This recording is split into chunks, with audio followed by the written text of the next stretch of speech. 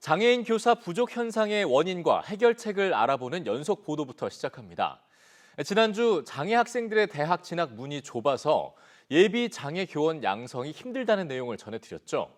전문가들은 대학의 특수교육 대상자 특별 전형뿐만 아니라 진학 지도 시스템도 함께 개선해야 한다고 강조하는데요. 자세한 내용을 금창호 기자와 짚어보겠습니다. 자, 금 기자 어서 오시죠. 안녕하세요. 네.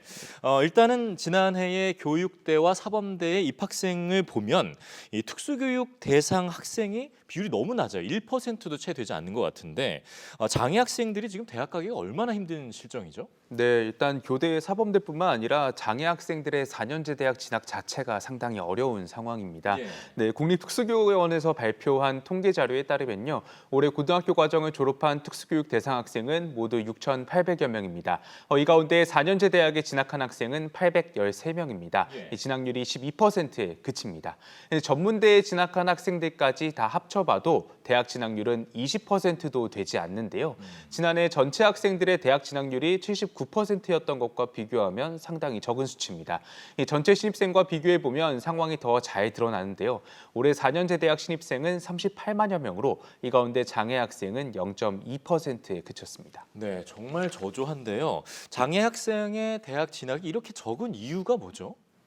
네, 일단 고등학교 공부부터 예. 장애 학생들이 상당히 어려움을 겪는 경우가 많습니다. 이 장애인 특별전형 1세대이자 후배 장애 학생들의 입시를 돕고 있는 장애인 학생 지원 네트워크의 김영수 사무국장의 인터뷰 먼저 들어보시겠습니다. 특수학교 고3들 간에 대학 진학을 위한 보충학습반이라든지 특강반이라든지 이런 기회가 현저하게 없는 편인 거고요. 학원에 경서로가 많이 있거나 수어 통역사가 있거나 시각장애인을 위한 여러 가지 정보들이 있거나 이런 경우는 거의 보지 못하셨잖아요. 네, 특히 대학 입시에 대한 정보를 얻을 곳이 많지 않은데요. 장애 유형별로 어떤 도움을 받을 수 있는지, 또 대입 전형은 어떤 방식으로 진행되는지 알기가 어렵습니다. 이 대입 정보 포털 어디가에서 특수교육 대상자 특별 전형을 운영하는 학교가 어디인지 정도만 확인하는 겁니다. 예. 이 장애 학생들을 대상으로 한 대학 입학 설명회도 찾아보기 힘든데요. 이 수시 정시 때마다 대입 설명회를 진행하는 서울시 교육청도 특수교육 학생 대상 설명회는 없다고 밝혔고요. 경기도교육청 역시 수어 통역 등 여건이 되면 개별적인 상담은 제공할 수 있지만 대규모 입시 설명회는 없다고 설명했습니다. 이 정도면 정보가 거의 없다 해도 과언이 아닐 정도로 심각한데요. 근데 이제 이뿐만 아니라 대입의 문턱마저도 상당히 높은 편이죠. 네, 그렇습니다. 지난주에 짚어드렸듯이 이 장애 학생들의 진학 문이 상당히 좀 좁습니다. 예. 이 교대 사범대 가운데 특수교육 대상자 전형을 운영하는 학교가 절반도 되지 않았었죠. 네. 그런데 전문가들은 이 전형 안에서도 사각지대가 발생하고 있다고 지적합니다. 각 대학은 이 전형에 지원할 수 있는 대상을 장애인복지법에 따른 장애인으로 한정하고 있는데요. 문제는 교육부가 선정하는 특수교육 대상자와 보건복지부가 법적으로 인정하는 장애인의 범위가 다르다는 겁니다. 그래서 특수교육 대상자이지만 장애인 등록이 안 돼 있어서 이 전형에 지원할 수 없는 학생들이 생기는 겁니다. 올해 특수교육 대상 학생 9만 8천 명 가운데 장애인 등록이 안 된 학생은 약 3만 명입니다.